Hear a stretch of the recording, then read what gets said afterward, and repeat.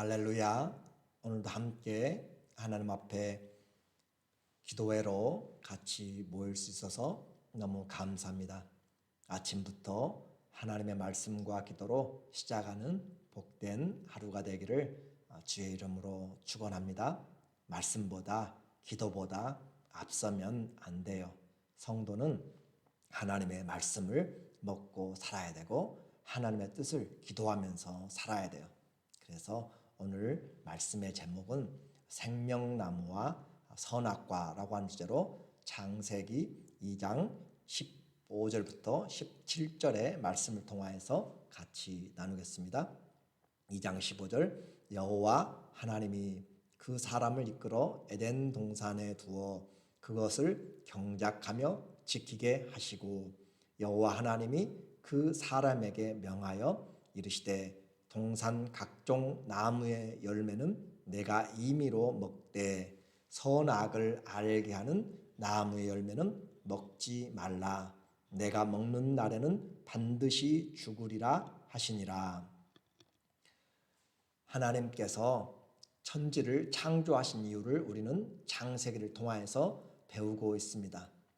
하나님 아버지의 기쁘신 뜻을 따라서 창조하시는데 바로 예수 그리스도의 형상을 본받게 하기 위해서 또 예수 그리스도 안에서 하나님의 아들들을 또 딸들을 얻기 위하여서 하나님께서 창조하신 것을 보았어요. 이제 그 하나님의 자녀들은 영원한 나라의 상속자들인데 그냥 단순히 하나님의 자녀 많이 낳아가지고 되는 조화를 만들듯이 자동차를 만들어내듯이 그렇게 하는 것이 아니라 하나님의 자녀는 믿음을 가지고 그리스도와 연합되고 무엇보다도 하나님을 사랑하는 자가 하나님의 자녀입니다. 그렇기 때문에 이 믿음의 길에는 시험이 필요해요. 진짜 하나님을 사랑하는지 그것이 필요하다는 거죠. 생명은 시간이 걸립니다. 또 하나님께서 창조하실 때 자유의지를 우리에게 주셨어요. 하나님을 사랑할 이유가 내가 분명한지 또 그 결정을 내가 어떻게 할 것인지에 따라서 책임을 지게 되는 것이 바로 자유의지죠. 사람은 로봇가 아닙니다. 하나님이 지정의를 통하여서 영적인 그런 하나님의 형상을 조차 우리를 만드셨어요. 그래서 창세기 1장에서 하나님이 모든 창조를 마치시고 보시기에 좋았고 이제 2장에서는 하나님이 사람을 창조하시는 과정을 다시 재서술을 하고 있어요. 이제까지 하나님의 입장에서 시각에서 창조의 장면을 1장에서 보았다면 2장에서는 사람에게 붙어서 사람의 눈으로 보는 것처럼 그렇게 묘사를 하기 때문에 1장과 2장이 약간 다르게 보여지는 그런 구절들도 있어요. 그러나 그렇지 않습니다.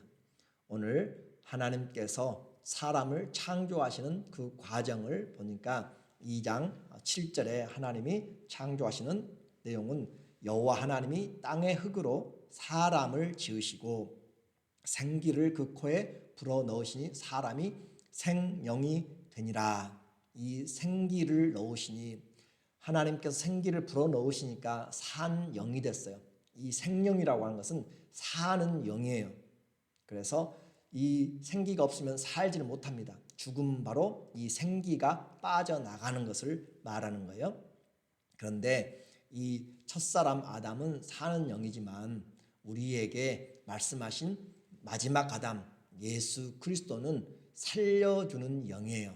그래서 고린도전서 14장 45절에 기록된 바 첫사람 아담은 생영이 되었다 함과 같이 마지막 아담은 살려주는 영이 되었나니 그러므로 이 살려주는 아담이 없으면 우리는 다 죽음으로 끝나게 돼요.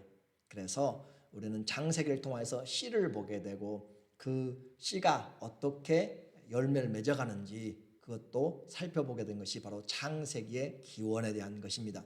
2장에서는 또 아담의 거처와 사명과 그의 가족을 이뤄가는 그것을 우리에게 보여주고 있어요. 아담은 단순한 한 사람의 이야기가 아니라 인류의 대표로서의 삶을 우리에게 보여주기 때문에 우리가 잘 기억을 해야 돼요. 하나님께서 아담을 위하여 에덴에 동산을 창설하셨어요. 동방에. 그래서 2장 8절에 보면은 여호와 하나님이 동방의 에덴에 동산을 창설하시고 그 지으신 사람을 거기 두시니라. 여호와 하나님이 그 땅에서 보기 아름답고 먹기에 좋은 나무가 나게 하시니 동산 가운데에는 생명나무와 선악을 알게 하는 나무도 있더라. 그래서 하나님께서 이 아담을 위하여서 모든 것들을 다 준비해 주셨고, 그리고 그 많은 나무들 가운데 생명나무와 선악을 알게 하는 나무도 그렇게 있더라라고 하는 거죠. 그러면 아담의 임무는 무엇이었는가? 아담의 하나님 무엇을 맡기셨는가? 이것은 2장 15절에 나와요.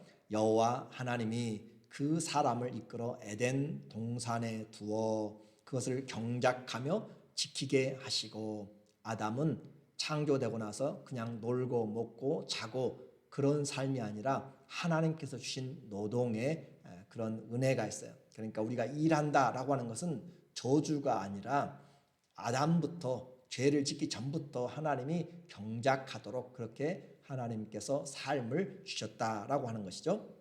그리고 또 지키게 하시고, 무언가 에덴 동산에 어떤 존재로부터 지켜야 될 그런 일이 바로 아담에게 주어졌어요. 에덴을 지킨다는 것은 누군가가 침입한다는 거잖아요. 그래서 성경은 우리가 알지 못하는 영적인 세계를 계시해주고 있습니다.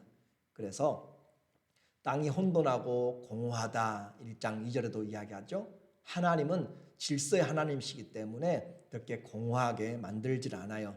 이사야서 45장 18절에도 대저 여호와께서 이같이 말씀하시되 하늘을 창조하시니 그는 하나님이시니 그가 땅을 지으시고 그것을 만드셨으며 그것을 견고하게 하시되 혼돈하게 창조하지 아니하시고 사람이 거주하게 그것을 지으셨으니 나는 여호와라 나 외에 다른 이가 없느니라. 하나님은 혼돈되게 짓지 않았는데 땅이 혼돈하고 공허하다, 이것을 통하여서 우리는 성경에 하나님께서 창조하실 때 사람보다 또 이 세상의 존재들보다, 땅에 속한 존재들보다 영적인 존재를 먼저 창조했음을 성경의 여러 군데에서 발견할 수가 있어요.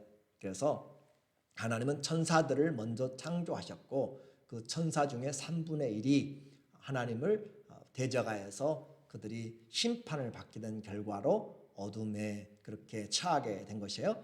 그래서 아담은 바로 이 에덴 동산을 지키는 일을 했어야 되는 것이죠. 이 지키는 것은 이제 어떻게 지키는가? 아담이 힘이 있어가지고 어떤 지혜가 있어가지고 어떤 기술이 있어가지고 무기로 지키는 것이 아니에요. 하나님의 말씀에 순종으로 지키는 거예요.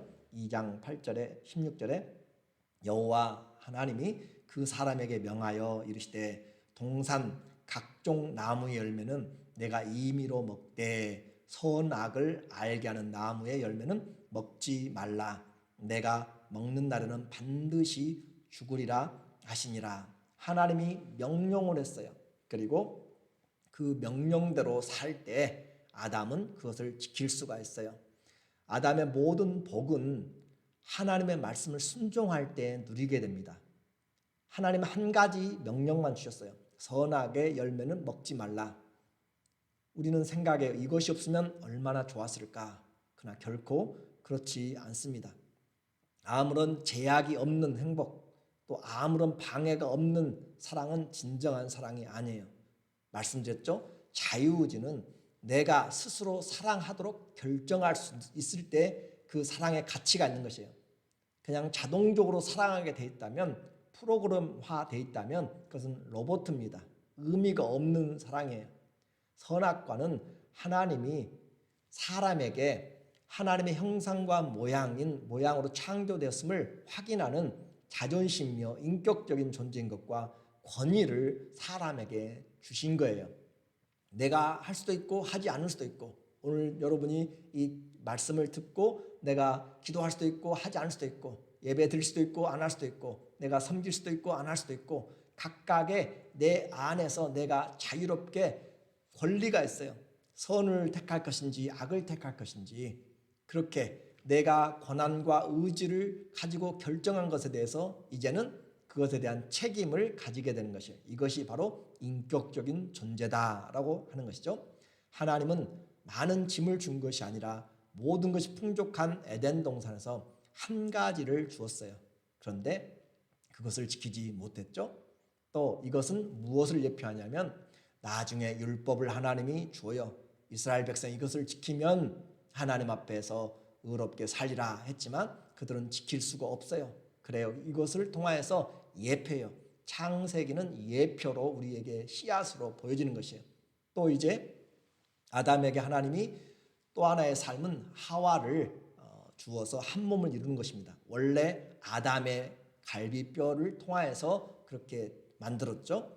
그래서 아담에게 와서 아담에게 다시 돌아감으로 하나가 되는 것은 예수 그리스도에게로부터 교회가 나와서 예수 그리스도와 하나가 되는 것이 바로 이 아담과 하와의 결혼의 과정이에요. 그것이 성경이 우리에게 보여주고 있는 것이죠. 오늘 이 장은, 또 창세기는 하나님이 경영하시는 영적인 씨앗들로 많이 심겨져 있어요. 그것이 역사 가운데서 자라고 성장해서 계시록에서 거두게 되는 것이에요. 오늘 우리가 이 말씀을 통해서 함께 적용하면서 기도해야 될 것이 무엇인가? 사람에게는 그 필요한 생명이 있어요. 그 생명은 하나님이 주신 것입니다. 나 스스로 존재하지 못해 하나님이 생기를 불어넣으시니 생명이 된지라. 내가 오늘 사는 것도 나 혼자 사는 것이 아니라 하나님이 호흡을 주셨기 때문에, 연장시켜 주셨기 때문에 사는 거예요. 그래서 내가 살면서 교만해서는 안 되는 것이에요.